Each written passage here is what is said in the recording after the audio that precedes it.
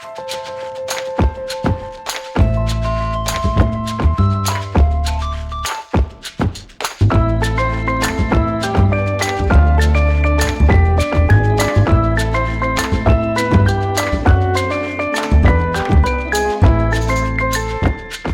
Hello. Vanessa. Oh, hey, Vanessa. Hey, Vanessa. Yeah, I'm glad you make yourself laugh. Yeah, I mean, how else do you get through life? Yes, I'm actually doom scrolling. As, there was a terror attack in Tel Aviv, and a few friends of mine are now basically in Oh lockdown. dear, but they're okay. Yeah, you hope so. Moments like these have the power of kind of grounding some of the things that we talk about in the abstract on the pod. Like last episode, we were talking about the power of violence as a political tool. Yeah. And like I said then, I'm very interested in thinking about it more seriously and deeply.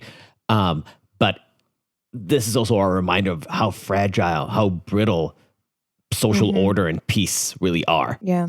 And how easily and quickly things can collapse. Because when you see this happen in places like Israel, where there is a history of political contention and violence and blood feuds, an attack like that is never isolated and will always lead to worse things, whether it is over-response by government, which would lead to further deaths, or the erosion of trust when you have different populations living together.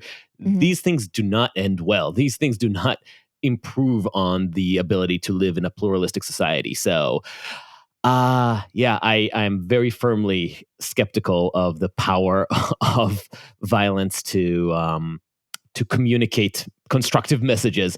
But even as I'm saying this, I can foresee the objections that somebody like Kelly, who we talked to last week, would bring up. So, I'll save it when we have a more serious discussion of this topic. Now that I think about it, our next episode kind of wades into this area. Right. How to manage conflict on the brink of violence within diverse societies. So stay tuned for that. Today, we have Meghan Daum. Is it Meghan Daum or Meghan Daum? Let's brush this off as my Israeli accent. So okay.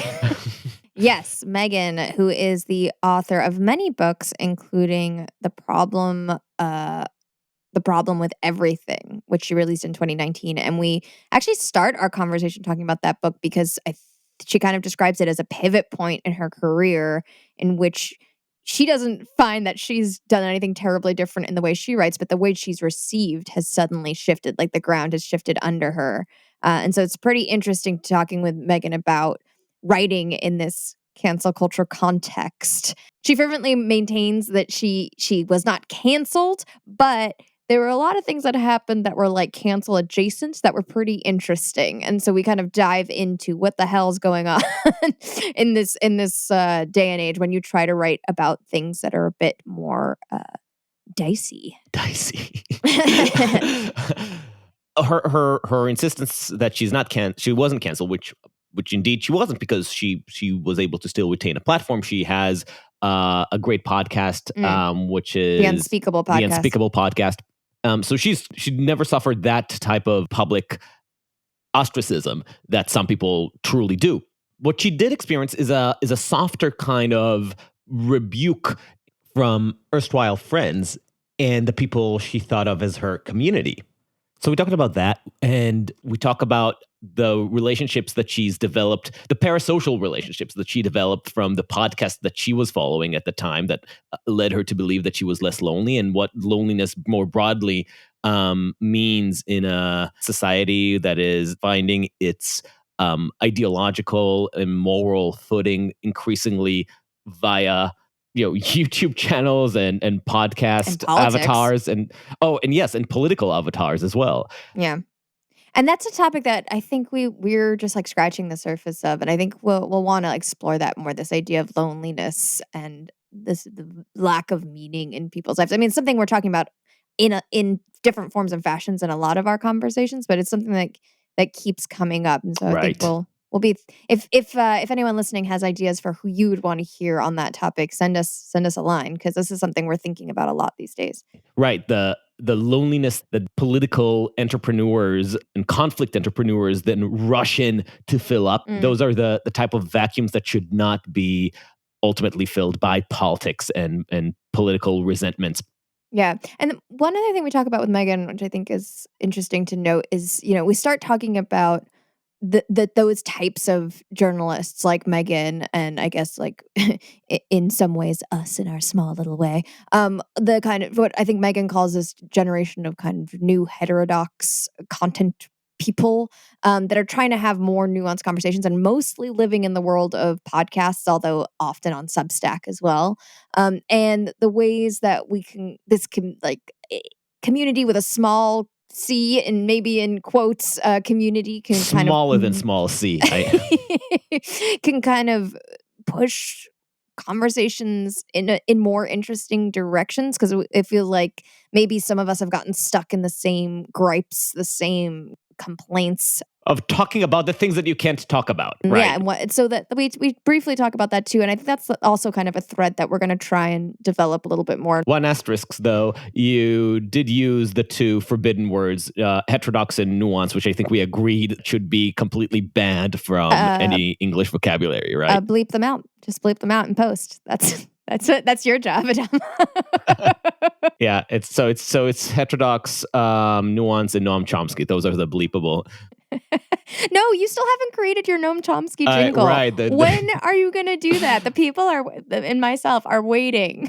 So we are on certain things.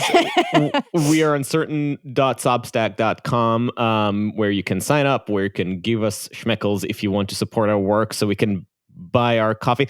And we are writing more and more content for these supporters.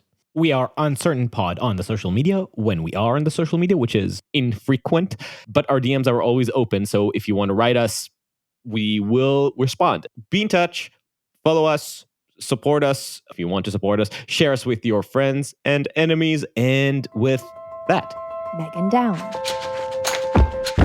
All right, well, let's just kick us off. For those who may be less familiar with you and your work, I think Adam first encountered, or maybe not first, but kind of grappled with your work mostly with your book, The Problem with Everything, which you wrote, I believe, or you published in 2019. So for those who may not have read the book, would you mind giving the Cliff's Notes version of what it's about and the stories that you tell in that book?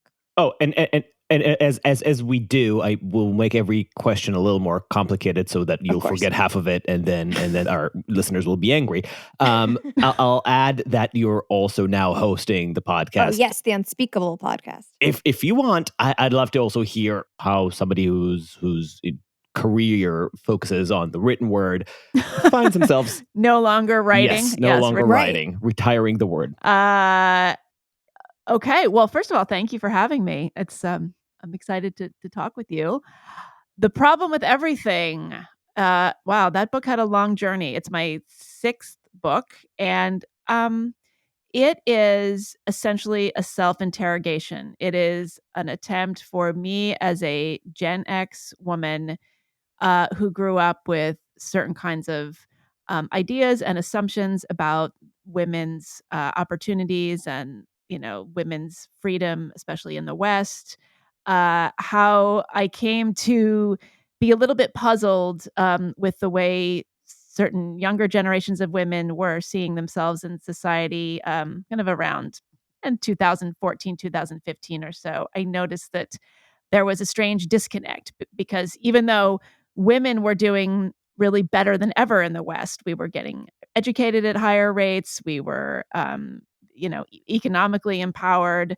Things like getting, higher, going to graduate school and even things like law school, sometimes medical school at higher rates than men. And boys were falling behind in a lot of ways. So with all of that going on, sort of on the ground, there was this sort of narrative on social media and in legacy media increasingly as well, that it had never been a worse time to be a woman, that the patriarchy uh, had never been more oppressive. And, we suddenly had notions like toxic masculinity and mansplaining, and all these portmanteaus came up.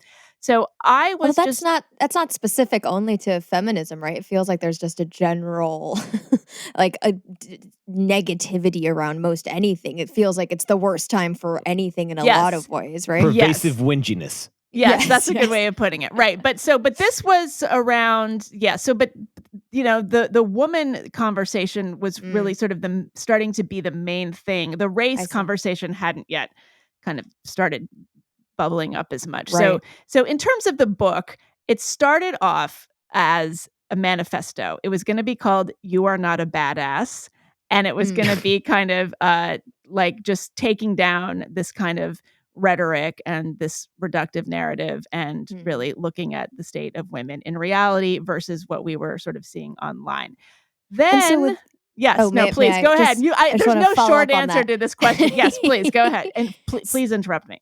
So, for you growing up as a Gen Xer, what was the worldview that you had around being a woman in the world?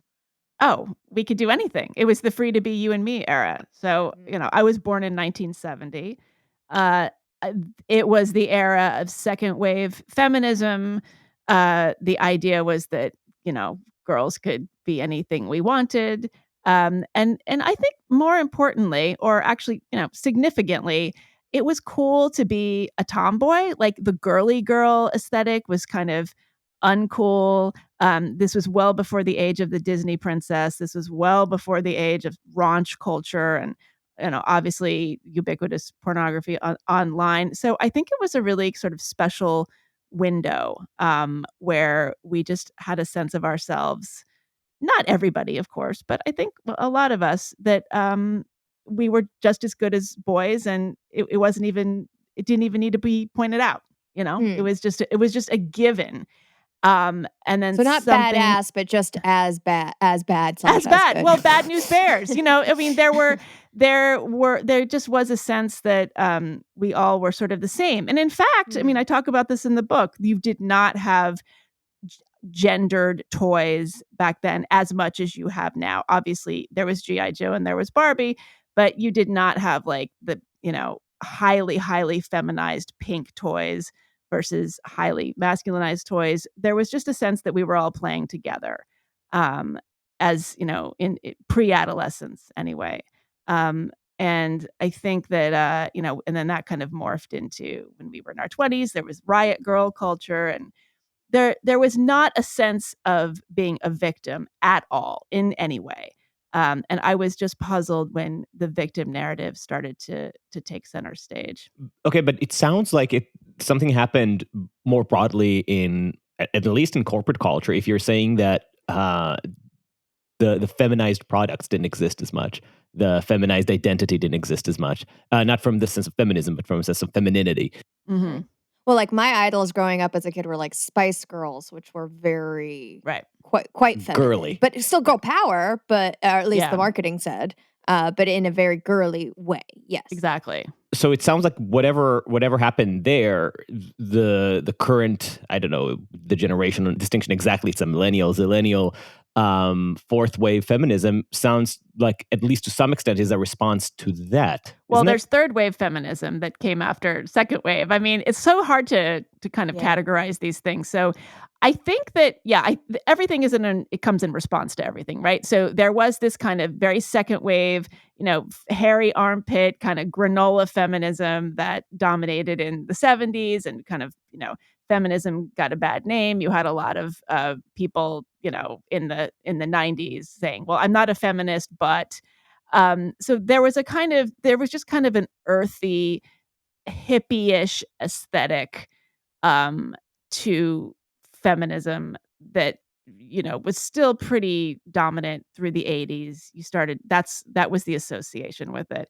And so I do think that the girly girl stuff started to come up in reaction to that, the Disney princess phenomenon. I think a lot of baby boomer and older Gen X mothers kind of they raised their own daughters in opposition to their mothers, so they kind of indulged a lot of the hyper girly culture. I mean, I see it in friends of mine. I mean, it's kind of uncanny. Various things were happening, but I think even more than that, I think just the rise of digital culture just made more media available to more people in more kinds of ways, and messages just got really confusing. And confusing how? I mean, I can think Well, of many ways, but what are like, you imagining? it would be easier. So, even though statistically women were doing better than ever, okay? I mean, we know that for a fact. We know that boys are falling behind in education. We know that, the gender wage gap has to do with a motherhood penalty. It's not because there's some grand corporate conspiracy against women. I mean, there's all kinds of things that we know that the data shows. But because of social media and digital media, it's much easier for certain narratives to start circulating and then be sort of sanctioned as true. So even though the idea that women are paid 79 cents on the dollar has to do with a whole bunch of factors that have nothing to do with systemic sexism, really. The narrative was that women are discriminated against and we can't possibly compete with men and we're screwed no matter what, and we're going to make 79 cents on the dollar. That just became an article of faith. And it's really hard to compete with sanctioned cultural narratives. Facts have a really hard time competing with those. For people who are not necessarily plugged into the discourse, what are the countervailing explanations for the 75 cents on the dollar? Well, I mean, it's almost always because women, look, as I say, Mother Nature is the ultimate misogynist. The gender wage gap is a motherhood penalty. So women are more likely, first of all, to go into careers that have more flexibility. They're less likely to work the 80 hours a week that it would take to be, the president of CEO of a Fortune 500 company. As soon as women start having children, that's when their pay goes down. They leave the workplace to raise children, then they come back. It's harder to catch up. I'm not saying this is fair. It's horribly unfair, but it's a problem of biology, and the unwillingness to look at that, I think, is a problem. Well, I guess it's a problem of biology and also the inflexibility of the systems that we have to Right. accommodate for that biology. Yeah, but I'm not sure that there's any. Yeah, but I'm not sure that that's solvable. Actually, This is actually, Vanessa is slipping into something that I find very interesting, and oh my God, this is a huge parenthetical conversation. But Right, we are going to get back to your book. Aren't you glad we hit the ground running in this conversation? Yeah. the whole question of to what extent can society tweak itself in order to accommodate for underlying inequities? That's one of the biggest, fundamental, most profound questions of political discourse, right? And the almost inherent requisite optimism of progressivism. I should say I'm not using this term pejoratively, but the true, honest progressive, a person who believes in the ability of planning society in a way that will better serve its weakest members, or not even the weakest, but people who are in some way disadvantaged. The idea is that we are logical enough, we are resourceful enough to be able to plan or create rules or regulate behavior in a way that will redress and prevent the inequities of society as it is. This requires some sort of metaphysical and temperamental optimism. So I think their response to this would be, oh, okay, so some women want to spend more time with their kids, so we create more accommodations for family leave, right? And that is one way to put a patch on that aspect of nature that is problematic. And to some extent, there obviously are some policies that can be adopted that would improve inequities or maybe add a few cents to the discrepancy. But the fundamental question is, can you truly eradicate natural preferences? And I think that's where we're running into the weirder sides of the current progressive position, where people who have been so enamored with the idea that we can plan ourselves out of natural inequality or natural evils, have totally forgot that some things might be unfixable or irreducible. Right. Especially when things come really close to the heart of the human condition or the human code, like sex. It can get really uncomfortable, because that's where you start having the whole debate about how much of this is up for policymakers to fix, and how much of it is just hardwired misogyny. Yeah, I mean, the question is, can you socially engineer biological imperative out of the culture, out of society, right? And you can't. I mean, I happen to be a huge proponent of universal daycare. I think that is essential, and I say that as somebody who doesn't have kids. I think that would help a lot. It would especially help working class women and lower class women. But the fact is that even in places like Scandinavia, which have incredible family leave policies and um, you know, universal health care and all kinds And of parental leave, not parental just leave. maternal Yeah, leave. exactly. And all kinds of social structures that progressives in this country aspire to. Women in those countries don't make significantly different choices about their careers than anyone else. Given the choice, they are still more likely to take a job with more flexible hours. They're more likely to want to be with their kids. That's just there's no evidence. They're more likely to go into the humanities than into the hard sciences. There's no evidence that having these benefits in place changes fundamental human behavior and choices. Reminds me of one of the correspondences or debates between Rawls and Nozick, I think. Two best friends of yours? I don't, yeah. Yeah. Who are those guys? Oh, they're two political philosophers, American political philosophers. John Rawls created the famous thought experiment, the Veil of Ignorance, where all members of society come together to plan out what a good society is going to look like, what rules are going to govern it. But the trick is that they're all behind a veil of ignorance, not knowing what part they're going to play or be born into in the new society. They don't know their color, their race, their gender, their socioeconomic status. And the thought is that deprived of these of this prior knowledge, they can approximate the terms of a society that will work justly for everyone, or as close to it as possible. And he got a lot of criticism for aspects of this theory, and some of it, I think, was from Robert Nozick. And one of those criticisms was that you can't really thought experiment yourself out of the injustice of nature, the unjust inequality of nature, that is. And Rawls responded to that criticism saying, well, nature isn't just or unjust. It just is. What is just or unjust is how we respond to these inequalities. Huh. So as I see it, the problem happens when we start mistaking our ability to respond to some of these natural inequalities, when we start mistaking them for actually being able to eliminate those inequalities. Yeah. But there is still a way for us to actually think of how certain things that we're doing now are making things worse or are exacerbating existing disparities.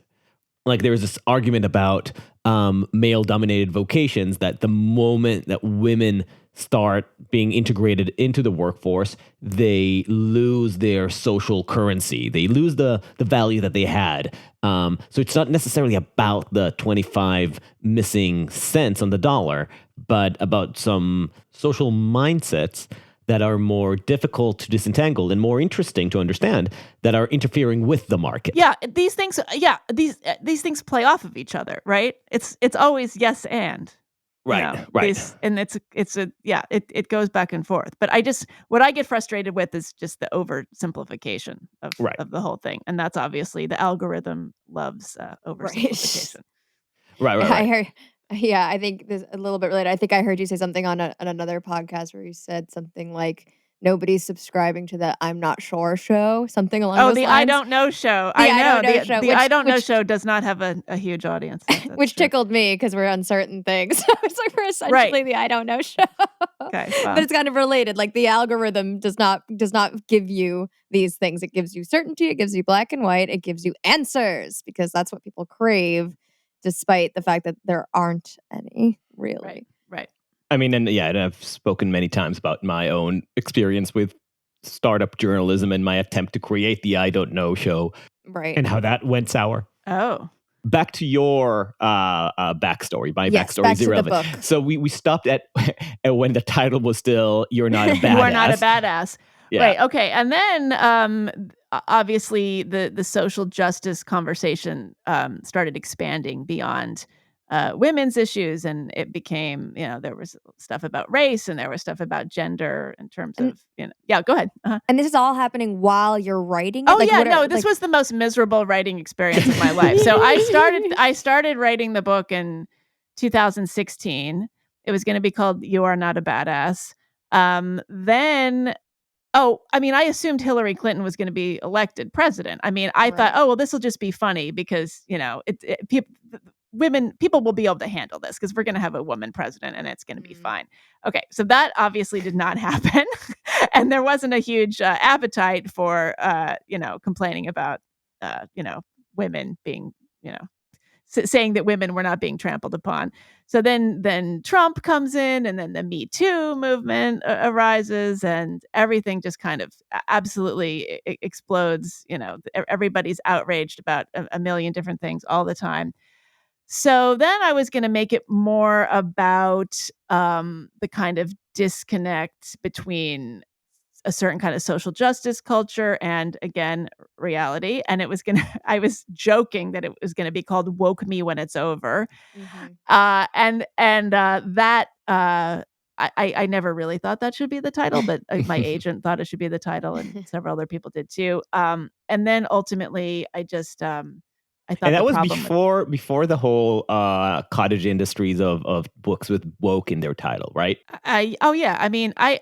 This book is so short. I think for every page that is now in the book, I probably threw away 20 pages. It was like writing in reverse. It was like writing back. It was the most miserable experience, and because it just kept evolving and it kept changing, and You're trying to capture a moving target. yeah, basically. exactly. And so I really just it was much more reported in places for a while, and like I wanted to talk about like the Google memo, the James Damore case, and but then editors were like, don't do that, and then it kind of changed editors. So ultimately it's, like I said, it is a self-interrogation. It is me as a 50-year-old woman, then 49, trying to look at what I am not understanding about the current conversation around a lot of issues, particularly feminism, and why that is and how we might reconcile them.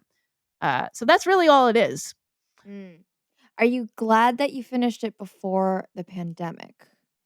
Like, well, I'm glad because I got to go on book tour. Yeah, I'm glad it came out before the pandemic because I got to go. It came out in October of 2019, and it was a strange experience because it's my sixth book. I have been somebody who's been embraced by the literary world and the legacy media, and I've been in the New Yorker and I've been in the New York Times, and like I've won, been on the judging panels and won awards, and I was just considered I was a member of the literary world in good standing. And as soon as this book came out, my membership was revoked. And that's not the same as being canceled, by the way. I am not canceled in any way. But it was just I had never been sort of eviscerated in polite media the way I was when the book came out. So what did that look like? Was that reviews? Was that just like not being invited to things? Like, what did that look like? There were, it was some reviews. It was mostly just my, a lot of people on, I hate to say it, on Twitter, which does matter. That's where everybody gathers. a lot of people, just talking about how disappointed they were in me, how, just that they felt betrayed because they had been a fan, and how could I possibly become this kind of person, that I had been red pilled in some way, that, and it was a gross misunderstanding of what I was trying to do. But of course, that's how everything is responded to. So I wasn't surprised. I wasn't surprised at all. What was was there something specific that was a sticking point for your readers, something that kept coming up again? How could you say that? Or was it just the vague impression that you were now part of the red pill crowd? It was definitely the vague impression, because I don't really think that they could point to anything. I mean, there's a moment in the book where I say something like, "Oh, am I missing something here? Am I getting this wrong? Like, do I have a substantive gripe, or am I just saying, is this just some version of get off my lawn?" Again, it's like the self-reflection. And the review in the New Yorker was, "Meghan Daum says to millennials, get off my lawn." Right. So Right. that was basically the tone, the nature of the response. Not by everybody. It got some good reviews. And look, again, it was a New York Times notable book. It got a nice review in the New York Times. I am not by any means saying it was, you know, overwhelmingly poorly received. Not at all. But it definitely made people mad. And I lost, certainly I lost some friends, and I had some scowling people. But overall, the book events were filled with people who were saying, "Thank you for writing this. Oh my God. Mm. These are the things I can't say out loud. Thank you, thank you, thank you." So there was a giant disconnect between what I was seeing on Twitter and what I was seeing on the ground when I was going around promoting the book. I want to remember to get back to your emphasis that you weren't canceled, because I appreciated that, and I just want to hear what your definition of being canceled is, if at all, if something does constitute that word, or if it's total garbage word, which is something that I'm also struggling with a lot, like trying to kind of catalog it. But before that, what you said about the type of criticism that you got, it's interesting because it's not the total evisceration or trying to totally destroy your career, but it was more in the lines of trying to just dismiss the arguments as kind of unserious, get off my lawn, old generation griping. Yes, Which there needs to be a study about how a culture, when it tries to push back against criticism, against internal criticisms, the sort of tactics that it adopts to dismiss it. Getting too acrid in response to internal criticism can be counterproductive. But then there's a softer style of dismissiveness. And that's the kind of, oh, you're not saying anything new, it's not something special, it's not really important, or you're just being bitter, and just like not taking your criticism seriously. So it kind of gives people the permission to just roll their eyes and not really grapple with the substance of the criticism, or act harmed by it. And I'm not just talking about myself. I'm talking about anybody who has spoken up about the kind of censorious nature of the culture and their own self-censorship. Anything from the Harper's letter to various articles that people have published talking about this. It's not that it's dismissible; it's that somehow it's offensive, like as if it's somehow doing harm to point these things out. And getting back to your question about whether cancellation is a real thing, it's absolutely a real thing. Oh no, I wasn't doubting that 100%. there wasn't doubting that it's a real thing. I was doubting what the term is useful for. I have no doubt that cancellation is a thing, and we have like long-running arguments on this pod for me being like, no, it's something that should be taken very, very seriously. But I do find it difficult to kind of draw the line of what is, what isn't, where something really is culturally corrosive and where something is just pushback. When every pushback can immediately turn into a Twitter mob, because that's what the current state of technology combined with human nature enables right now. And it just becomes difficult to draw a line between what's a backlash that went out of hand, or an actual fundamental problem that we have with growing illiberalism and censoriousness. So that's what I'm trying to get at. Not at all to dismiss. Like, I just take for granted that that we have a problem with cancel culture. So my question is, like, you took yourself out of the equation of being canceled. You said I wasn't canceled with this. No. So No. So you have an idea, you have a model in your mind of what the line between being canceled and not being canceled is. So I'd like to hear that. Well, I mean, just speaking for myself, I still walk the earth. I still have a career. I've pivoted in my career, but I think that's mostly just because of the business model has changed. It's not like I'm being prevented from saying anything. I mean, I could say whatever I want. That doesn't mean that the old places are going to publish it, but there are plenty of places where I can, I could put up a blog post. I could put something on Medium. I could do whatever I want. So, it's I think that it's mostly that increasingly there are certain talking points that you have to adhere to. There are certain kinds of there's a party line that has to be towed, and that if you stay within those bounds, you will consistently write for the New York Times. You will be covered on NPR. You will be considered for certain prizes. You will be invited to lecture at certain places. And if you're out of those bounds, you won't be. However, increasingly, lots and lots of people are out of those bounds. More journalists and writers and thinkers are stepping out of those bounds every day. So I think pretty soon we're going to see a kind of recalibration.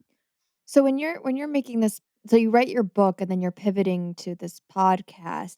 That's then Wait. not. Are you changing the subject? No, it's in reflection. Oh, it's in to reflection to what this. you Okay. said. Yeah, Okay. yeah. Sorry. Because I'm I love wondering, that there's two of you. This is like when I ask my questions, I have this all going on in my head. Like, wait, why did you ask? Why did you back up, lady? Okay. Yeah, sorry. we're constantly doing back up. Wait, go Okay. back. Wait, go Okay. forward. So are you reflecting on the experience of the book? And you're thinking not so much like, oh, I'm not going to be accepted if I write another book. I'm not going to be in the kind of the mainstream narratives that would get the accolades that I would have gotten before. Therefore, I'm going to opt to do something more independent in the podcast. It's kind of like preempting cancellation in a way. Was that kind of like your thought process? No. I had wanted to do a podcast for a really long time. And I mean, it's mostly like we'll just get back to I just want to make something really clear about the book. I mean, I was interviewed by NPR for the book. It was reviewed in places. In no way was this a canceling event. The book was polarizing, and it was nuanced, and it was a little bit complicated for people, and it made I found a lot of new readers, and it disappointed some old readers. That's really the extent of it. I am not canceled. I just reviewed a book for the New York Times Book Review a few weeks ago. Like, in no way am I persona non grata in any sort of meaningful way. I just want to be really clear about that. What I don't get is, I used to do a lot of speaking events. Let's just put it that way. I don't get invited to those anymore. But that could be because of the pandemic. That could be because of my demographic. There could be a million reasons for that, and it might not have to do with my sort of ideology, which, by the way, hasn't changed. I mean, the problem with everything is my most gentle, least controversial book that I've ever written. I mean, that's what's amazing, is that I have been so much more kind of in your face and counterintuitive in the past. So that's another kind of strange aspect to this. But no, the podcast, I'm the biggest cliche in the world. I started the podcast during the pandemic when everybody else started a podcast. Including us. Yeah. And it was because I had always wanted to do an interview show. I love interviewing people. I used to do a lot of it on stage. I would do live events, and I love talking with people. And I was just, again, frustrated that there were topics out there that were either not being covered in the mainstream sphere or being covered in this kind of didactic, overly dogmatic way in the so-called alternative media space. So I had my ideas about how to do things right, and so I wanted to do that. What are topics that you currently hold as the interesting ones, the ones that aren't being talked about? Well, I have done a lot of stuff about gender ideology because that's something that I think is incredibly nuanced, incredibly complicated, and that nobody is getting right for the most part. It's being reduced to it's really being oversimplified on the left and the right. And I think that a lot of the usual suspects, people who have been talking about it, who have big platforms when they're talking about it, I think they do a good job up to a point, but I still want more nuance there. So I've done a number of interviews on that subject, and I bring in people who I think can really speak to this in a way that's productive and informed. So that's something. Uh, what else? I mean, I did, an interview about incels. That's a topic that I think, is poorly understood and has been misrepresented in the media. This, incel stands for involuntary celibate, and it's this kind of subculture, sort of Reddit culture of, mostly young men online who feel that they just haven't had luck with women romantically. And so, and there's all kinds of men in this space, and they have a variety of gripes, and it's pretty diverse actually, but somewhere along the way it got reduced to a terrorist organization, almost a hate group, and that's really not the case. So I had a woman named Nama Cates on the show who has a podcast called Incel. And she's really, really interesting the way she talks about this phenomenon. So, for instance, I did an episode on that. So things like that.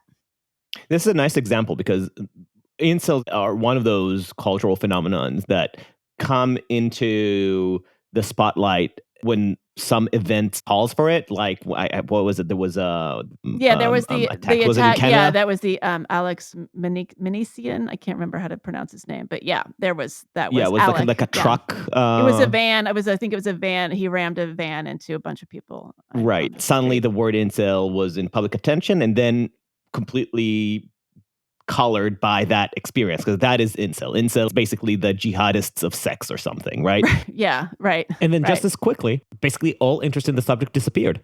And it's telling because it's a media culture that loves excoriating others whenever they seem to be employing cheap stereotypes or oversimplified narratives about other cultures and communities.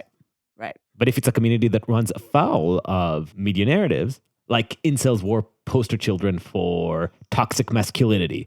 So in this case, let the stereotypes and oversimplification go wild. And the thing is that after that moment, I don't think you saw any serious coverage of incel culture in the media. And I guess I'm partly to blame because I didn't show any interest in it.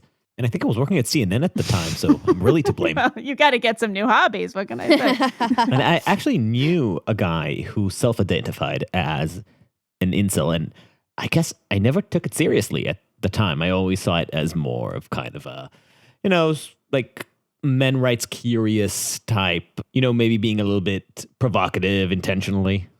But, I guess it shows how easy it is to not take subcultures seriously. Subcultures that you don't understand.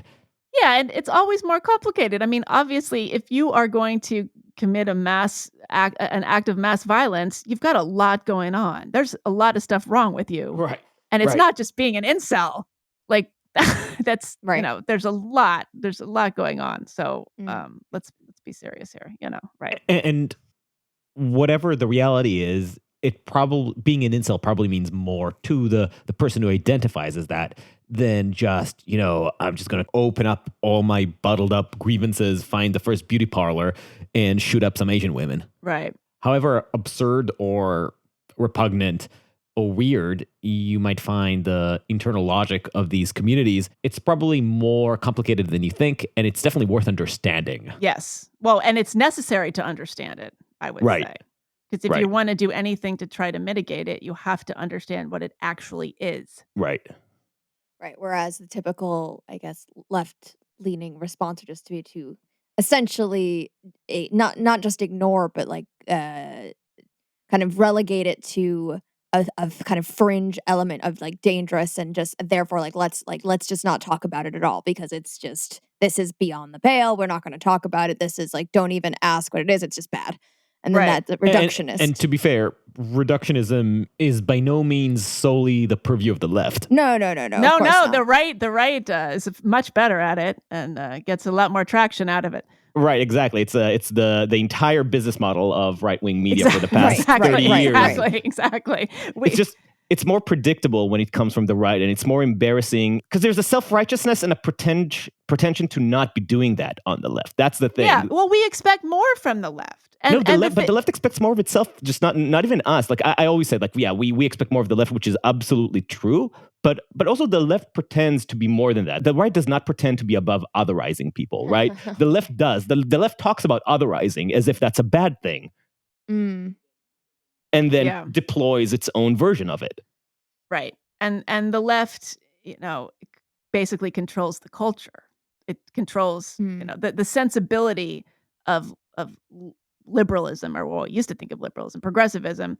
That is the dominant one in the entertainment industry, in academia, in the arts and culture, right? And in most news organizations. So, the Republicans may be in control politically, especially on state levels, but the left controls the culture. And so that's pretty powerful. Though I wonder how much, with that control, it's a question that's now being tested. How much is that cultural control real?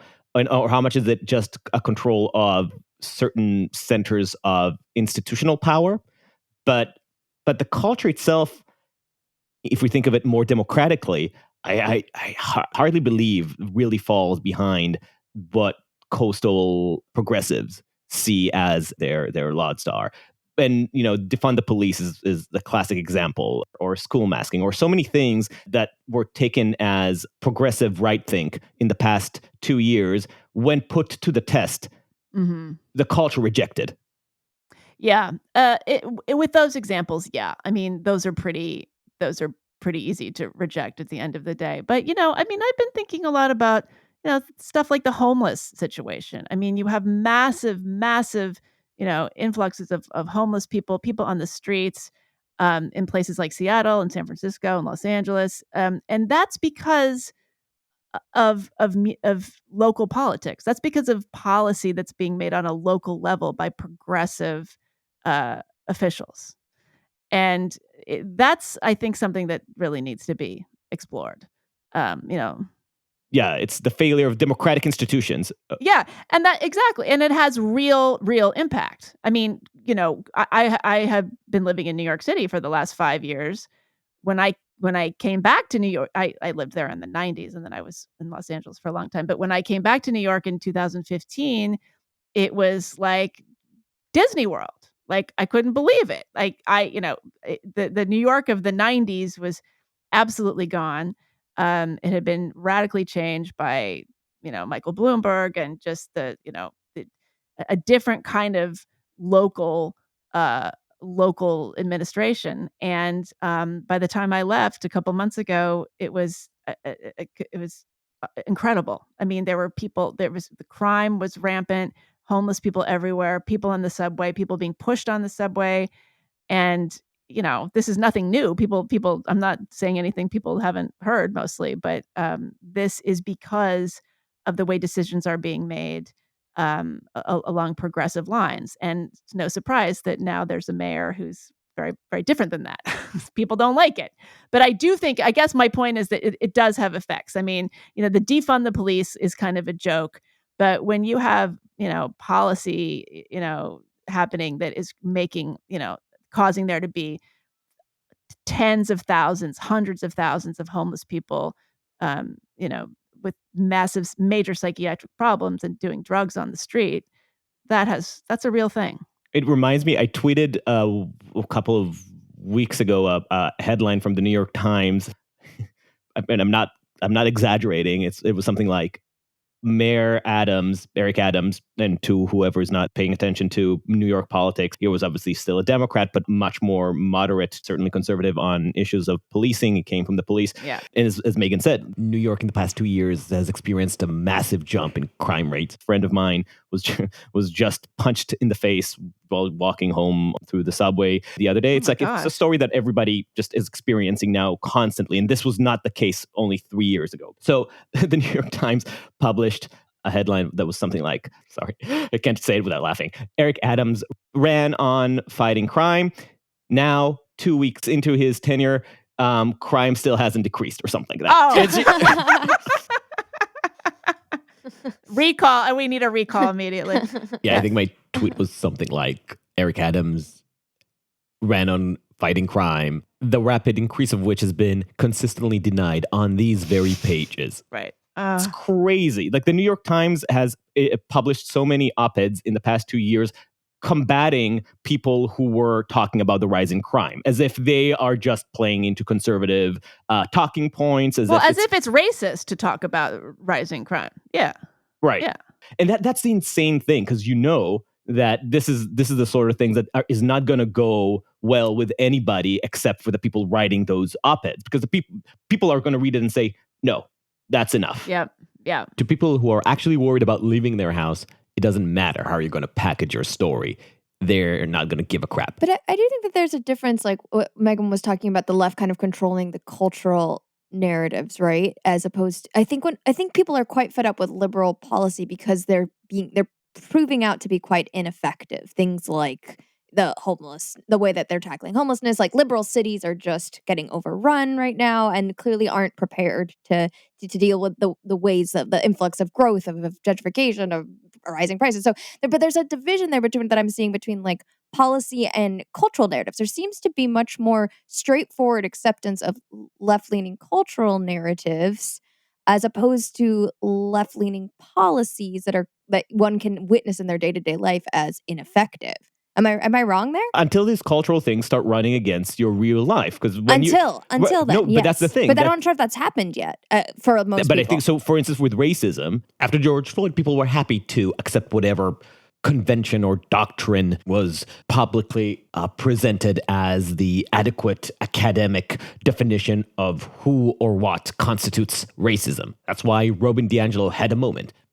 But the moment that you start calling people racist for talking about crime in their neighborhood, when those neighborhoods are often, majority Asian or majority Hispanic and, almost entirely working class neighborhoods, and you're saying that they're racist for worrying, this is when your quote unquote cultural tropes run against people's reality, and they're like, you know what, go fuck yourselves.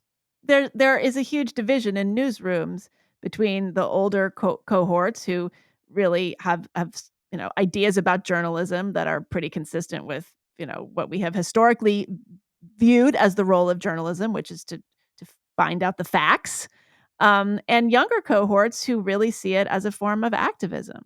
And they truly believe it. I don't think they're disingenuous. But what we have all over the place, I don't know of a single newsroom who isn't just mightily struggling with this right now. Right. Is real sense that the younger, the younger reporters and editors not only feel very strongly about this, they know that they have a lot of power now. I mean, all they need to do is accuse the older people of being bigoted in some ways, and the older people will fold. I mean, they are scared. They're terrified of being accused of something, being accused of being racist or just being painted that way, and you can lose your job over that. And that is that's, I'm not saying losing your job in and of itself is cancellation, but losing your livelihood is pretty close. Right. You had a quote in some sort of interview that I read, I think in maybe Reason, and you said if 2018 was the year that the concept of cancel culture went mainstream, then 2019 may be the year that cancel culture cancels itself. So clearly that was a little bit of a accelerated timeline, maybe optimistic prediction. I think that was there a while ago. Yeah, I know, right? I know. Oh, how do you see? I mean, do you see this? Do you see that still though as the inevitable conclusion though? Even if it will happen, if not, this year or next year, that it will cancel culture will have to cancel itself. Oh God, I don't know. I mean, I had to write a new foreword for the paperback edition to The Problem with Everything. And yeah, I said, it was really like, oh God, when the pandemic started, I thought, okay, Yeah. Well, this great. goes back to Okay. my earlier question. Yeah. Yeah. I was Go like, back. Go great, ahead. great, because now we have a real problem on our hands. Like we've got this, the stakes are real here. And so let's move away from the culture wars and actually tackle this. And of course, fool me 5 times. If anything, the target started moving even faster, Yeah. right? Like if you Yeah. had been writing this over the pandemic, good Lord, it would have had to be a blog, right? Like how do you even crystallize that into a book No, form? I know. I mean, there's so much.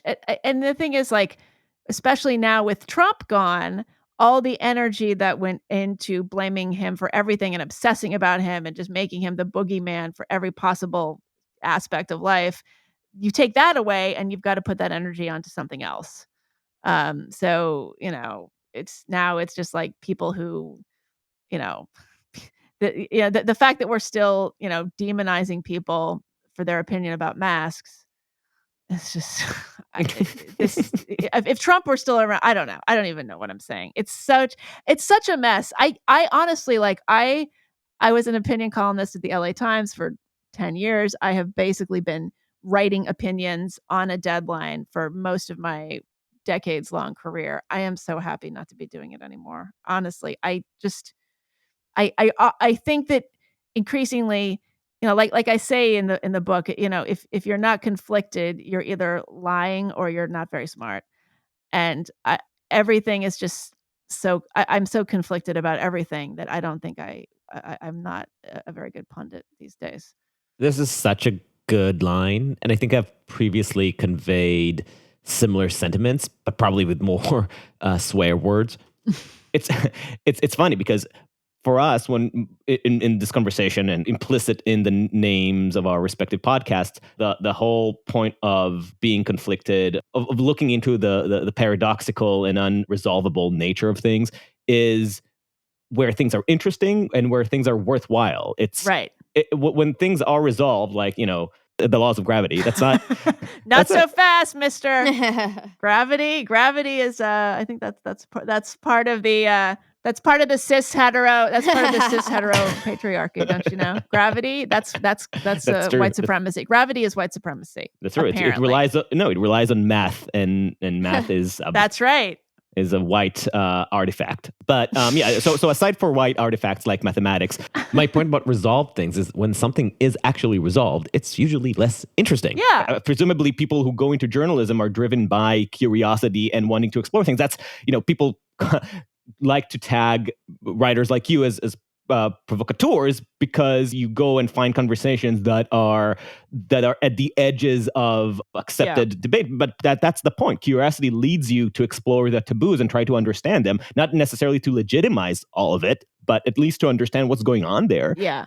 Something that I grew up taking for granted as the role of a journalist. I want to see those dark recesses of human behavior. But at the same time, it just seems that there is closing of ranks around certain ideologies and certain positions, which become increasingly inflexible. Right.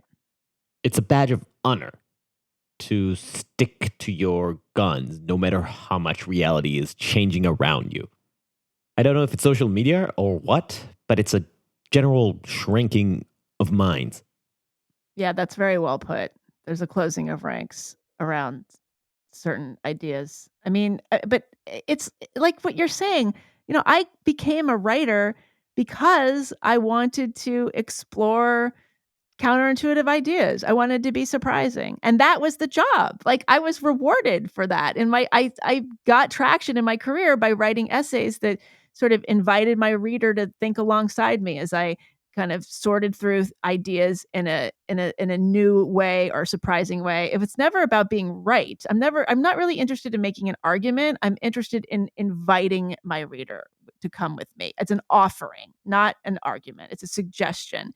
And that was like the name of the game up until 6 or 7 years ago. And now it's like the opposite of the job. And so that's the thing. It's like, I find it amazing because if anybody my book, The Unspeakable, which the podcast is actually named after the book I published in 2014, an essay collection called The Unspeakable, that has some really, raw stuff in there. Like there's some difficult material in there. And it's like people love that book. The people who can't stand me now are like fans of that book and remain so. And I want to say, like, have you like opened that book lately? Because you wouldn't like it if it was published now. You'd hate it. But it like won awards. It's crazy. To be fair, the people who are really, really into hunting people's past or sifting through people's past, they would happily go back to The Unspeakable and find the right lines and then share it. Well, I know. She told us who she was back in 2014. Exactly. So, I mean, something that Adam and I have been thinking about a lot is this idea of like where we are at as a culture, but potentially in the wake of the withdrawal of religion, actually. So we've been thinking about this as like, can we draw a line to the decline of religion in American society, to this kind of sense of loss of meaning, this sense of there's a kind of void in people's lives, not just on a spiritual level, but on like a communal level. And can we locate some of the behaviors that we're seeing in that sense of loss and searching? And so that can be kind of like holding on to political narratives, kind of groups clinging on to this kind of black and white thinking.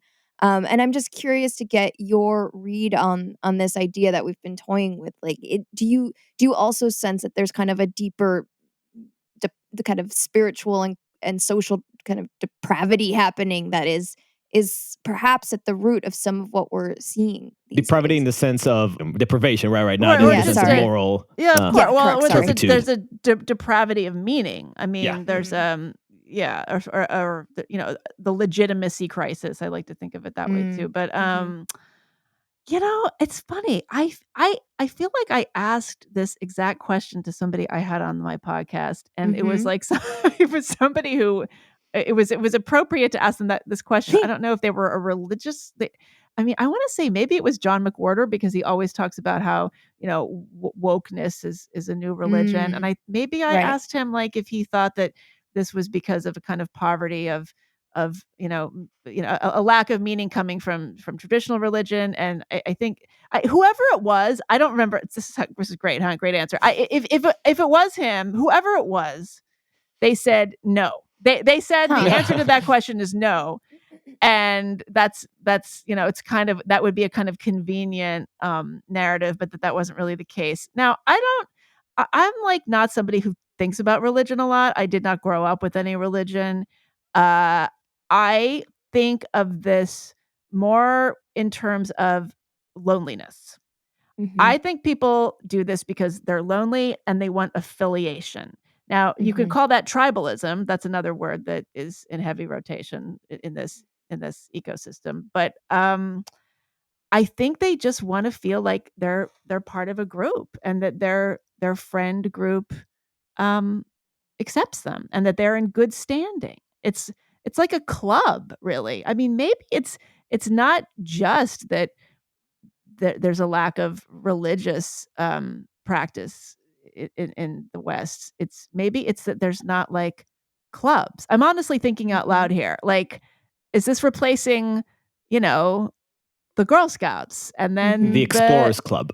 Yeah, or is it replacing like people would have, or like you're in like the Masons, or like the Elks Club, or the Women's Club, the League of Women Voters. I mean, and the thing is, people do have book clubs, but I hear from so many, a lot of the people who write to me, it's funny, especially the women, because I have a lot of women writing to me and saying like, God, I thank you for doing what you do. And I just feel like I've alienated my friends. Like, heterodox thinking in my world is, there's not a lot of it. And a lot of it is stuff that started disagreements that came up in book clubs. Right. Oh, wow. I believe that. No, I 100% believe that. Because books bring out like all these complicated, difficult topics, and it's generally a group of women. Women. Mothers for the most part, but not necessarily. who are drinking, by the way. Yeah. There's always alcohol involved. Very likely, and maybe baked goods, whatever it might be. But like often who stick to the script, right? And who believe and defend the script. And it's not really about having deep, meaningful conversations about the book. That's kind of like potentially like 10%. And so I could totally imagine that being that one woman there who wants to like dig in and uncover and discuss and being just completely shut down and anathema. Yeah, you don't understand what this community is about. It's not really about the text of the book. Right. Read the room. Read the room. Like that's a horrible expression that I hear it more and more. Like, the real crime was that, this person didn't read the room. We're going after this person in their job and digging up dirt on them, not necessarily because they did anything actually actionable, but that we don't like this person because they don't read the room. But that's the thing, like you would think that the book club could be a place where you can meet with people and discuss real things and without fear of censorship or censure from the others around you. And it's actually not. We're just replicating the same beats and rules essentially of like the Twitterverse in real life. So then there's this where do you go feeling. Right? I'd say the Twitterverse is replicating the small suburb. The Calvinist community where everybody is looking at each other's windows and judging their every minute's behavior. The panopticon is very real and important for some communities, and that's what keeps them together. It keeps them in order. It's the origin of NIMBYism is that property value. But then it turns into the next door site, right? Right. And then Twitter makes it into like the next continent. You're starting to judge people in the other side of the world for not living by your own group standards and norms. Which brings us back to my problem with social media is that it gave scale to one of the least charming aspects of human social building. Right. But it's also, again, I think this goes back to what we were talking about at the beginning. Is this just human nature? Like, can you socially engineer tribalism out of a human civilization? Right. Well, we just had the conversation with Jacob Mishangama about free speech, and we kind of hit on this point again and again and again, which is free speech is not natural. It is not. Humans are not good at it, and we've had to create kind of institutions, cultural values that reinforce it. But if you don't do all those things, it falls apart very, very quickly. And he kind of shows throughout history all the times that free speech has just crumbled upon pressure. But that's kind of what societal values are a lot. It's just things that are in the ether that we have to continually bolster. Right. Otherwise, that's kind of all it is. Yeah. Which is scary. Yeah. But, there are more of these communities coming up, as sort of alternative to your local book, your regular book club. There are communities like Persuasion, there's Heterodox Academy. There are Heterodox. Your Patreon. And actually one of the things I really want to do, and I'm working on this, is creating a heterodox community for women, because it's a very male dominated space.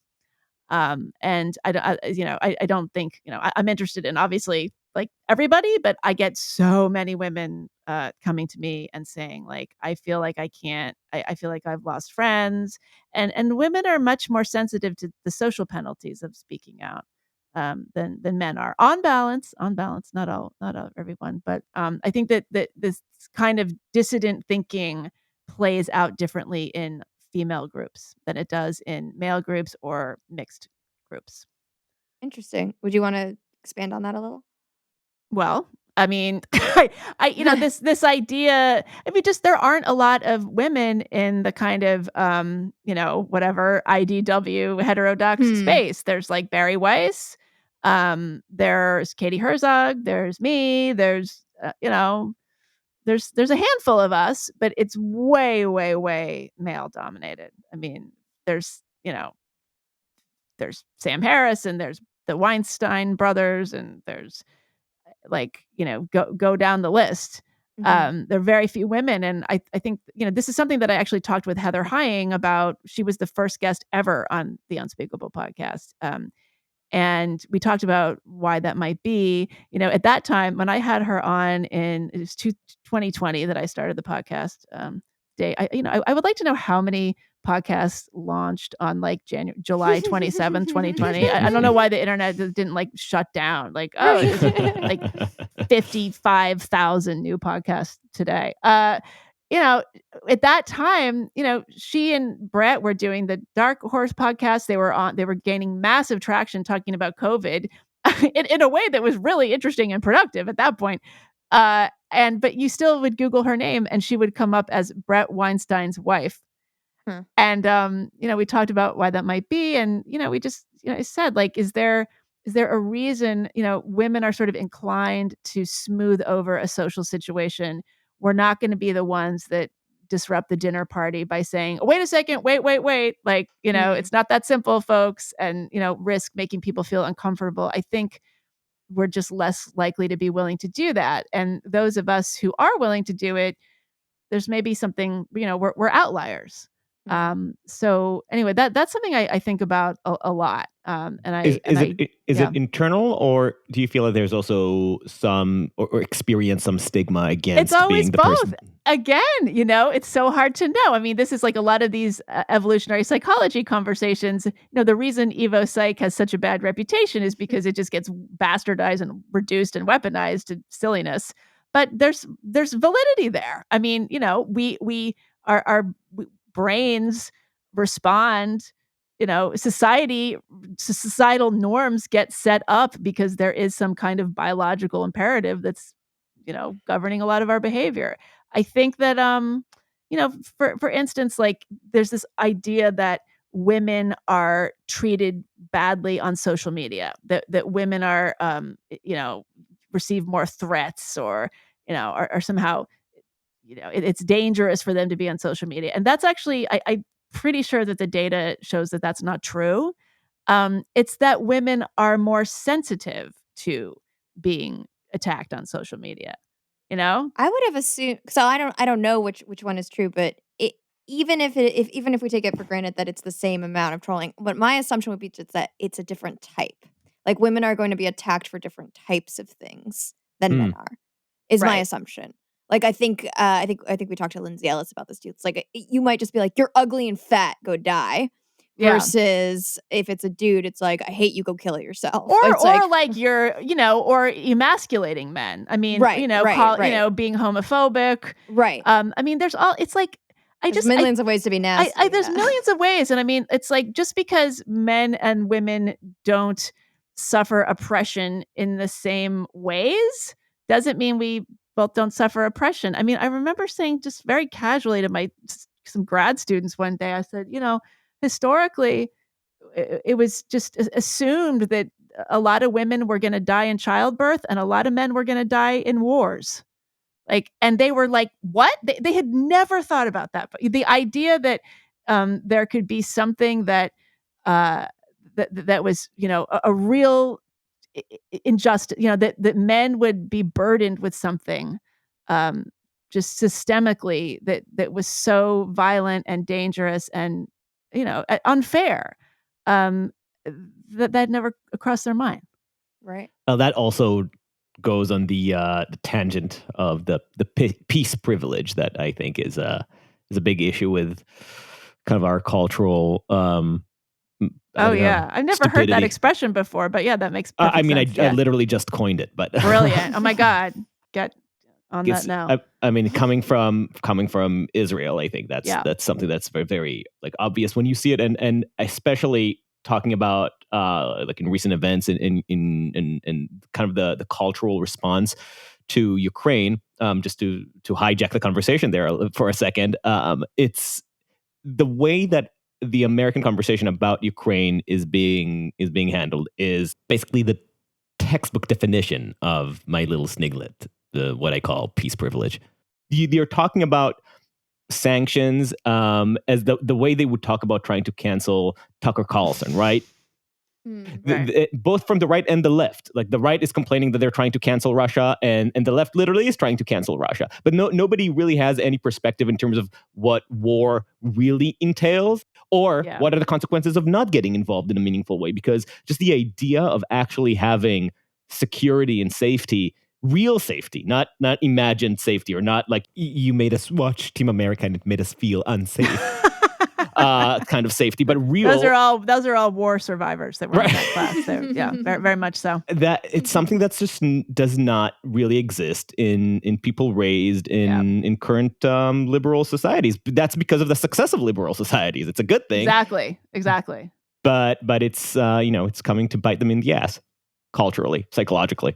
Yeah, I'm. I mean, obviously, I'm reading everything I can about the Russia-Ukraine situation, but I am not going to opine on that. There's nothing I can say that hasn't been said and better.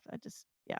No. I also have no idea what the right thing to do. I wouldn't dare to presume, but there's the I don't know show. You just lost like hundreds of listeners. Yeah. Wait, you don't know? You were not going to say anything? Goodbye. Yes. Yeah, like I'm just embarrassed by the way that the conversation is being run.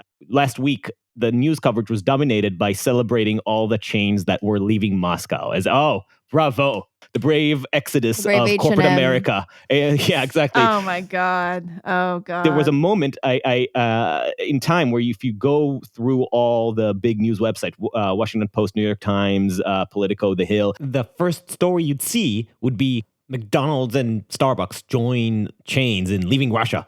Wow. Putin really should have thought it through. He really did. Yeah, right. This will get him.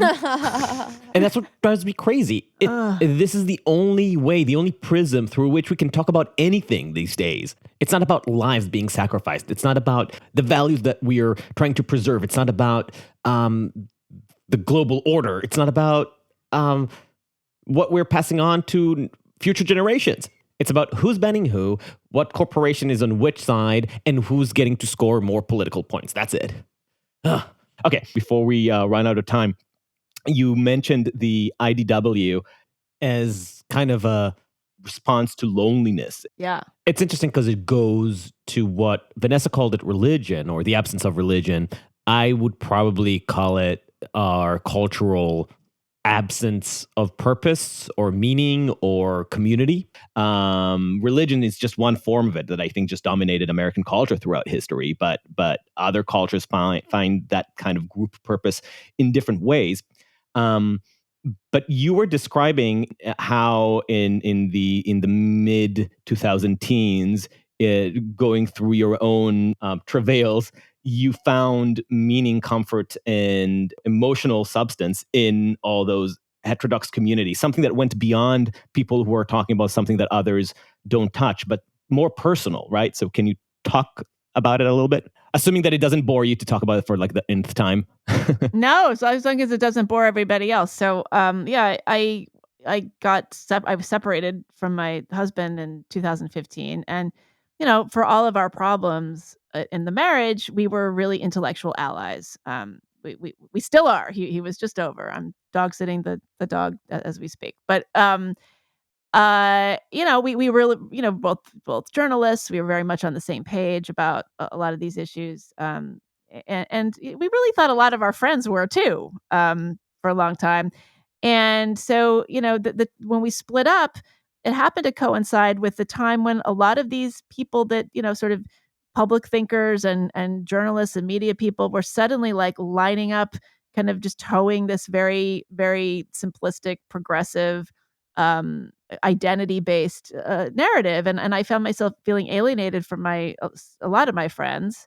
And so, and certainly, and I didn't have my husband to come home and talk to about all this stuff. So I found myself watching, it started with Glenn Lowry and John McWhorter on bloggingheads.tv. They would have these conversations about race, among other things, that were like riveting, just so nuanced. There's the word. And so I watched that, and then the algorithm kind of took me along. I found we did a good job surviving a whole people. Conversation without saying nuance, I think. So good job. I think I might have said it before, but yeah, you can bleep that. You can bleep that up. So yeah, you know what I found? It would be funny if we bleeped nuanced and then you kept as fuck. The unusable words are, I think, heterodox, nuance, and dangerous ideas. I Those know. are banned. But so, you know, I have seen people like nuance has been weaponized now because I've seen people like associate the word nuance with some kind of like alt-right adjacent thing because they, like, oh, another nuanced take, like that's just a dog whistle for the alt-right. Yeah. Right, you know what other word starts with N, right? Oh God. Oh no. I mean, there was a time where you had the memes of like debate me was considered a right-wing trope, right? Right, come debate me. Yeah. Well, it was very masculine. It was very violent. I think that was that was something that Ben Shapiro would say a lot, or like Dave Rubin. So speaking of right, just to go back. So yeah, I found like Sam Harris and Dave Rubin at that time was having good conversations with people. Yeah, that moment of his awakening from So the Young Turks. Anyway, so yeah, I kind of stumbled into that universe, and I became it was there was solace there, and there was company, and I'm not alone in that experience. I mean, I wrote a big piece about it, and many people have said that they had a similar kind of journey. I was telling you that in our pre-interview call that I just moved to New York around that same time, like 2015, 2014. And my mom, who had just broke up with her boyfriend at the time, was alone back in Jerusalem, and I was here alone in this awful city that I call home. And that was the moment that I basically discovered podcasting. Partly was because of Vanessa's malign influence on me. But setting aside all the philosophical, intellectual titillation that these conversations offered, they were just comforting. It was a cure to loneliness. I wonder if there was just something at that moment that coincided between increase in solitude and a thirst for these contrarian conversations. I guess contrarian is also not alone, and also not crazy. Right, that's a big part of it. Yeah. Right. Yep. You can find a voice that isn't Rush Limbaugh, right? To talk to you about those things. Yeah, or also because a lot of it is sort of like, wow, am I crazy? Like, why are all my friends, like my female friends who, we all grew up pretty much the same way, and we used to make the same kind of jokes and talk about the same kind of things. How come all of a sudden they feel that they're living in a world that hates women? Why all of a sudden are they talking about feeling unsafe all the time? Am I nuts? And so it was really nice to find, that I wasn't. Let's just put it that way. Mm-hmm. So without, obviously I don't want to put you on a spot, and if you don't want to answer, just also feel free and we can cut it out. We are now like 5, 6 years, 7 years, whatever after that. And it feels like a lot of the voices that were of comfort and sense back then have kind of, as we spoke, like closed ranks around certain ideologies and have become more inflexible, less open to actually having the sort of branded, nuanced conversations of the 2014, 2015s. First of all, did you feel that? And if so, how does that affect you on the parasocial level? Yeah, well, it's funny. I just did an interview with David Fuller from Rebel Wisdom. And he's been writing a lot about the IDW, and he's been highly critical of people like, Brett Weinstein and Heather Heying on the ivermectin stuff. And he's very rigorous about it, but I think he's burned at least a few bridges. We talked a lot about how this has to do with audience capture. It really does. I mean, it's great to be an independent journalist or have your own media platform and not rely on sponsors. But the problem with, having your livelihood come directly from your audience is that then you have to keep giving your audience what they want. So I think that I keep saying I feel like we're going to have a kind of heterodox 2.0 start to come up. People who maybe don't have such big audiences were less captured. I mean, that's one nice thing. Like I have a nice audience, and it's growing steadily, but it is not stratospheric. I'm not Barry Weiss by any stretch. I'm not blocked and reported by any stretch. I'm not, and I'm not saying that either of those examples are really what you're referring to, but I think that there's something nice about having a kind of quiet ecosystem, at least in the beginning. And I do think that there is an audience out there for less didactic takes. Most of my listeners say, we appreciate what you're doing. We appreciate that you're not throwing out the red meat. We appreciate that you're bringing on the guest that we haven't heard of, rather than the usual person who's going to come on and talk about, gender, for instance. So I am hopeful in that regard. And what about the emotional level? Did you feel something? Do you still feel something is missing? Because I remember, I think leading up to the 2020 elections, and maybe even after that, from my own perspective, the feeling of loneliness was absolutely oppressive and overwhelming on the parasocial level. I couldn't find a reliable compass. I couldn't find somebody that I could reliably turn to as, okay, I'm not alone, I'm not insane. Wait, so are you saying that at that time there wasn't even like a podcast or YouTuber that you could go to for solace? Is that what you're saying? I'm trying to just Yeah. understand. Sorry, yes. Oh wow, no, because that's God.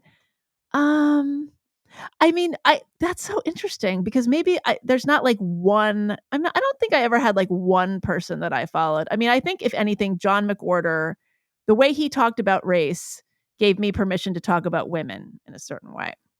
So, and I still, I think, I said when I talked to Mike Pesca, like, John McWhorter is like the person everybody kind of trots out. It's like, he's like the Marshall McLuhan of this sphere of influence. It's like, well, I happen to have John McWhorter right here, and he said, you know nothing of what you speak. This is a reference to Woody Allen movie, in case anybody doesn't know. Annie Hall. So that's right. So I think I pretty, Sam Harris for the most part, and John McWhorter, I think they're pretty solid with some blind spots. But yeah, I don't know. Okay, so I don't know if we have a hard out for this interview, but I do want to make sure that I ask you about humor. So I have this really less than half-baked sense that our society is hemorrhaging its sense of humor and irony and levity. And as a result, everything is being absorbed with excess severity, more than the subjects deserve. And I don't know if that's a legitimate concern, or is it just me having been raised by Gen Xers, so I deal with my problems by throwing irony at them? Oh, I mean, there is still, I mean, irony. Again, I hate to be so like essentialist with talking about these generations, because, oh God, sorry, this dogs. You can just leave that. This is yeah. I don't know. I mean, I think that I mean, I don't know. Like, South Park is still like the best thing going. If you want to feel not insane, you should just watch South Park. No, right, but that's still like, on. but that's a I know, relic, right? I know. No, it's still on. They're still making them. Yeah, but it's right. a relic in terms Yeah, of it's no, exactly. a relic of a different time of telling stories and making jokes. Like even Jon Stewart to some extent is that. It was redolent of a different cultural sensibility. But you can see the difference in late night shows and comedies and the tone of public social conversations. Irony, which requires some self-debasement, is disappearing. And instead we have a push for self-seriousness and gravitas and anger and panic and hysteria. Yeah, well, and it's literal. Yeah, okay, I know. Yes. I know what you're asking. Okay, yeah, these comedians, there used to be an assumption that everybody was operating with a certain level of irony, literacy, right? So, and I don't, for some reason, that has fallen away. I think maybe sometimes people, irony is interpreted as like a form of harm, or somehow it's like not inclusive because maybe some people don't get it. I mean, there used to just be an acceptance that a lot of people weren't going to get your joke. Like, that was part of being a creative person. Not everybody was going to get what you're saying. Your audience is your audience. It's not the whole world. So yeah, I mean, people are still really funny in the back channels. Let's just put it that way. In the That's back the thing. channel. Oh, that's Oh, funny. That's interesting. yeah. I don't find that actually. I mean, I don't know. I guess I'm just thinking about like relationships at work or whatever, and just like like I feel that's like not there's a back lot of channel. That's not a Okay. back channel. I mean, I had so when Mike Pesca was on the show, I asked him what it was like to work at NPR back in the day, and then in the 90s and the early aughts when he worked there. And, he called it an esprit de corps. Like there was a sense in the office, like, that you would joke around and everybody Right. kind of was on the same page. And, there was a joviality to the office. And, I if I ever was going to write a cultured piece again, maybe I would write about this. Like the whole genre of the office sitcom, the workplace based sitcom, that is premised on people like, playing practical jokes on each other and Right. making fun of each other, and somebody being a fool and somebody being the straight somebody guy. falling in love with somebody Yeah, else. and like that whole that way of being in the workplace is no longer acceptable. And there used to be an incredible joy in being working around like-minded adults. Let's just put it that way. I mean, I remember the first time I worked in a real office with adults. And I was like, this is fantastic. I thought these people, I mean, everyone would just joke. Yeah. It was at the Film Society of Lincoln Center. I was an intern during college, and everyone would there was just this big office, and everyone would just sit around and talk about films, but also just like say anything. And, everybody, it was very sophisticated, but nobody took themselves too seriously. And it was great. But that's not available anymore. So I think you're right about that. When I say the back channels, I literally mean like, when people get together for drinks or like text threads where they say the worst things. I mean, like there's plenty of at least Gen Xers. I will tell you that the Gen Xers are plenty funny Are meeting for dark when you're dark not listening. drinks. Yes, Hilarious when you're not discussions. listening, it's still pretty good. I love it. It's Gen Xers, if you're out there, invite us to your bars. funny and afraid. Funny and afraid. We're not good right. enough. We know that we're not good enough at technology to know that we might be getting plugged and distributed. So, yeah. I am trying to think where, if at all, those back channels exist for our generation, because I definitely not in any work environment that I had. That goes without saying, especially like when you work at CNN or something that shocked me in working in journalism in the US, because I think I kind of had the fantasy that you were describing in terms of what I would come into, was be such this vibrant community of curious people who are funny and irreverent. Yeah. Instead, I found a lot of people who are politically dour and who talk about SNL. And the only people that I found that had the spirit of joyful and slightly self-effacing argument were the conservatives in the office. Some of them closeted conservatives. The conservatives have become more fun, haven't they? They're the fun ones. Can you believe that? That's like having been a teenager in the 80s. The conservatives were the absolute stick in the mud, church lady, religious zealots, banning all art, no humor allowed. And it's like reversed now. I got to say, that's why when conservatives start pushing their anti-CRT laws or their sexual puritanism laws in Florida, I'm like, oh, whew, what a relief. The world is back on its axis. I know, they're back to their old selves. Like this, I understand. Order is restored. Right? Yes. Yeah, this I understand. Right. Conservatism is old puritanical scolds. I don't understand conservatism as an edgy subculture. That's too weird for me. Conservative, Right. it's also, it's by definition, it shouldn't be an edgy subculture. Right. But yeah, I just find the general lack of humor in the public discourse to be disappointing. Lack of joy in disagreement. Lack of the joy of battle. Yeah. I guess that goes to the sense of threat, that every interaction feels like it's a real threat. Makes it like, how can you joke about this? It's literally a life and death situation. It's not. But even if we are losing the battle on one front or another, this is all the more excuse to have fun and joke about it. My favorite humor is Holocaust humor. So come on, That was that old Sarah Silverman joke. Was it what did Jews hate most about the Holocaust? The cost. Oh gosh. Remember that? She made that joke. She made that joke. I wonder if she would make it today though. Right. No. She has said she has denounced a lot of her old jokes. Wow. Oh yeah. So, Yeah. All right. I shouldn't have made that joke as a non-Jew. No, I'm sorry. You can take that out. Adam's always in favor of Holocaust jokes. Yeah, I'm the John more, the McWhorter better. of Holocaust jokes. I give you permission. Now I extend that- permission. Them. Is a brand. I've ever heard one. All right, Meghan, our question that we like to ask as many guests as we can remember to ask them. What do you see as the biggest blind spots on the left and the biggest blind spots on the right? Oh God, I thought you were going to ask me about my personal blind spots. Oh, which are well, you many. can add that on if you'd like. Surely you have none. Oh gosh, I mean blind spot on the left. Well, you know what? Let me just say, I don't know.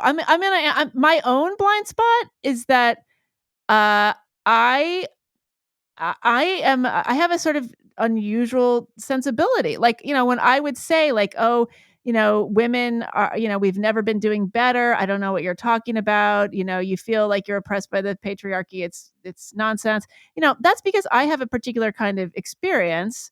And I'm kind of an outlier. I was never a girly girl. I'm still not, but I'm a heterosexual woman. I mean, but I don't have kids, for instance. I never wanted kids. That gives me a huge economic advantage. That gives me a huge professional advantage. There's a whole bunch of problems that I don't have to deal with because of that, for instance. So I'm really an outlier in a lot of ways when it comes to the female experience. I mean, I don't know, the blind spots of the left versus the right. I think it's really just toward each other.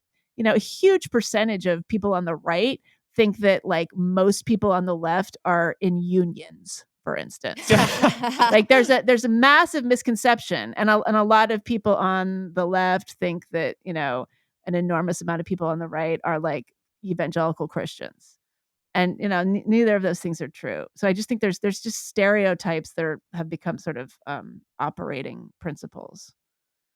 Though we on a podcast that I was editing, I think it was The Remnant. I was editing the other day and talking about the question of, I think it was regarding Obama's foreign policy, that he had the tendency of kind of trying to tell anybody who was negotiating with what's good for them, rather than trying to understand what's good for them. I understand your interests better, trust me, and you should just do as I say. I think it was with Shadi Hamid, and Shadi Hamid said, yeah, and that's generally a problem for the left, right? That the left tends to do that. And Jonah Goldberg, who was hosting the podcast, responded saying that, yeah, it's something that I'd say that maybe both sides sometimes do, but I think that the difference is that the right, because culturally it's been a cultural minority, a beleaguered minority, had to fit into the liberal mainstream a little bit, and as a result, they do a better job at actually approximating what a liberal thinks than a liberal does at understanding what a conservative thinks.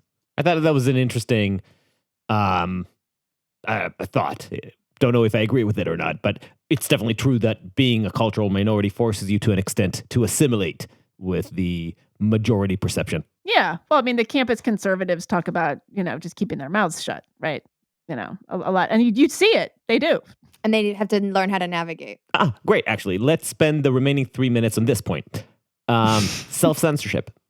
Because that you just alluded to I assume the article that was just published. And it was an interesting question. It was a question that I despicably forgot to bring up with Jacob Mishingama. And what do you think about that?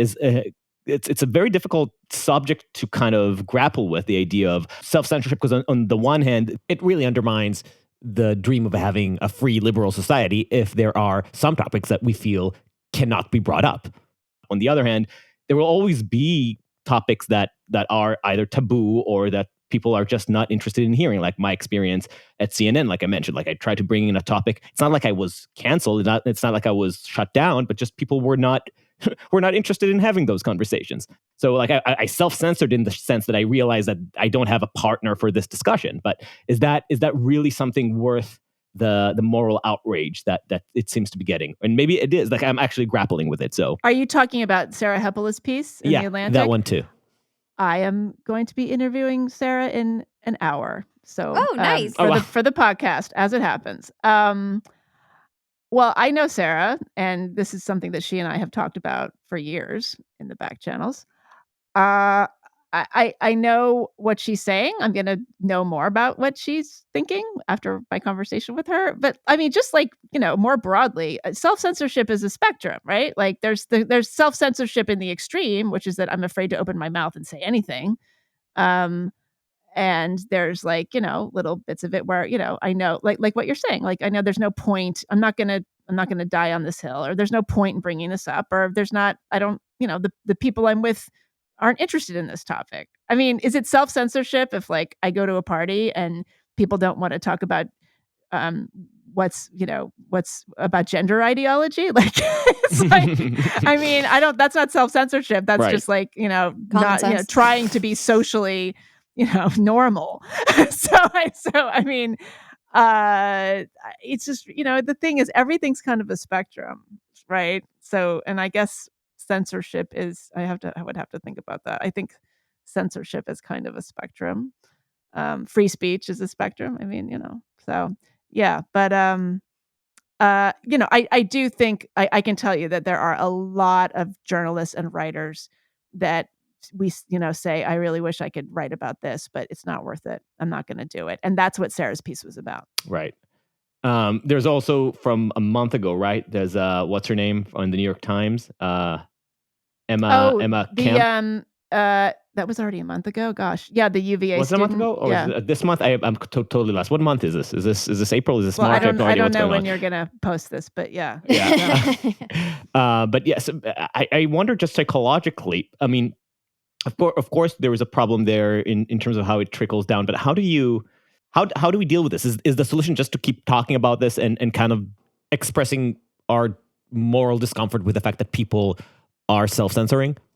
Because usually I'm from the position of most of our problems in the US right now are cultural problems, in the sense that it's not something that can be cured by policy. It's not something that can be cured by any like mandated behavior. It's something that requires a mind shift. Yeah. Free speech is, as far as I'm concerned, 100% that. Like all the laws in the world can protect free speech when you're culturally resistant to it. Right. When you're ostracizing people for speech crimes. Yeah. But on the other hand, I don't know what that means in terms of our responsibility around this topic. Well, I mean, it depends on what the stakes are. I mean, I've been guilty of saying to people like, why don't you just, man up and woman up, whatever, and like say your piece. Why do you have to be such a coward? But, again, I have a blind spot in that I don't like have a job, like if somebody gets mad at me, nobody's going to fire me. I don't have a family that I'm dragging down with me. I can afford, I don't want to lose my livelihood, but like if I was out on the street, it would just be me out on the street. You know what I'm saying? And my enormous dog. But I think that, this is what I try to do on the podcast. Like when I talk about like the heterodoxy 2.0, I want to get to a place where instead of talking about the fact that we can't talk about things, we just go ahead and talk about them.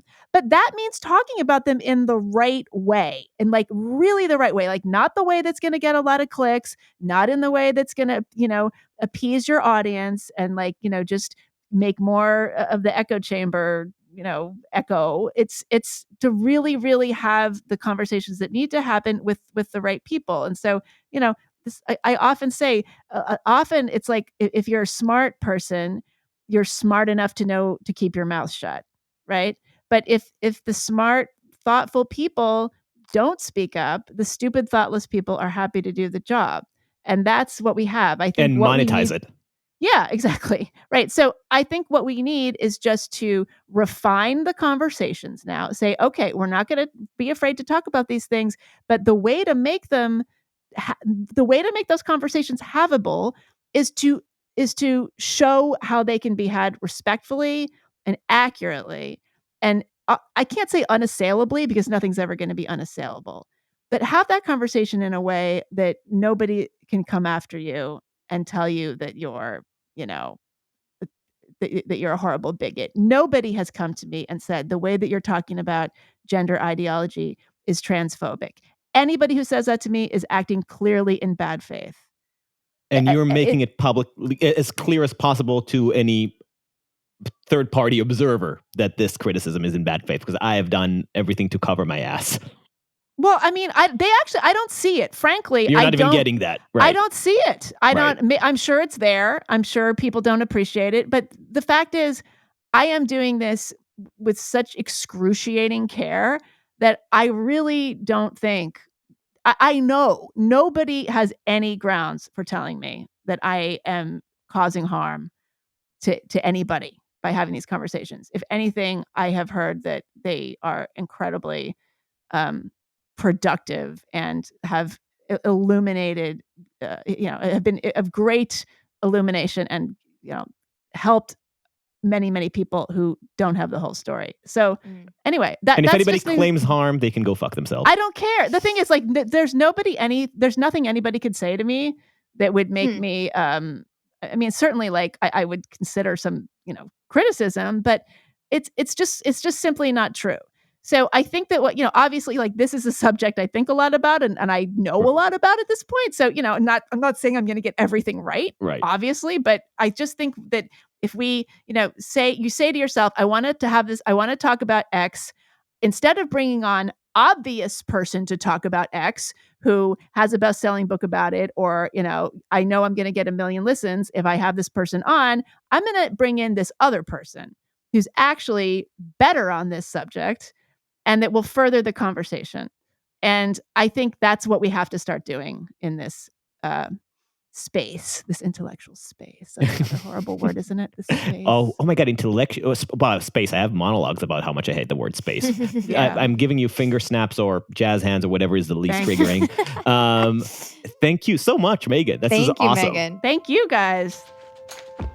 Thank you for listening to Uncertain Things. Follow us on uncertain.substack.com or wherever you get your podcasts. We are Uncertain Pod on the social media, and our DMs are always open. If you feel like supporting us, share us with your friends and enemies. And until next time, stay sane.